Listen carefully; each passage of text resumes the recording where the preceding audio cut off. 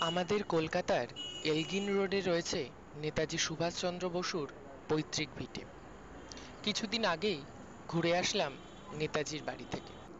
এই বাড়িটি নেতাজি ভবন নামেও পরিচিত। রবীন্দ্র সদন মেট্রো থেকে পায়ে হেঁটেই নেতাজির বাড়িতে যাওয়া যায়।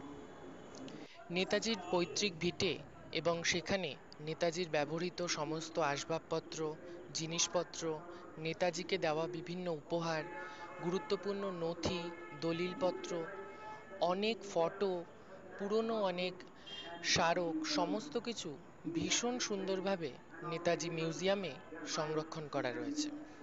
মিউজিয়ামের ছবি বা ভিডিওগ্রাফি করা সম্ভব নয়, সেই কারণে মিউজিয়ামের ছবিটা তোমাদের সামনে তুলে ধরতে পারলাম না।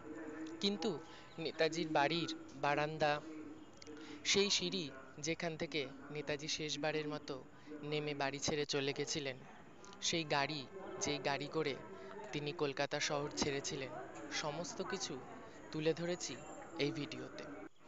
একবার সেই সিঁড়ির ধুলো মাথায় লাগিয়ে মনে মনে নেতাজিকে প্রণাম করেছিলাম। এই ধরনের মহাপুরুষ আর হয়তো বাংলার বুকে জন্মাবে না। বাংলা কেন, সারা ভারতের বুকেই হয়তো আর জন্ম নেবে না। নেতাজি থাকবে চিরকাল আমাদের হৃদয়ে, আমাদের ভালোবাসায়।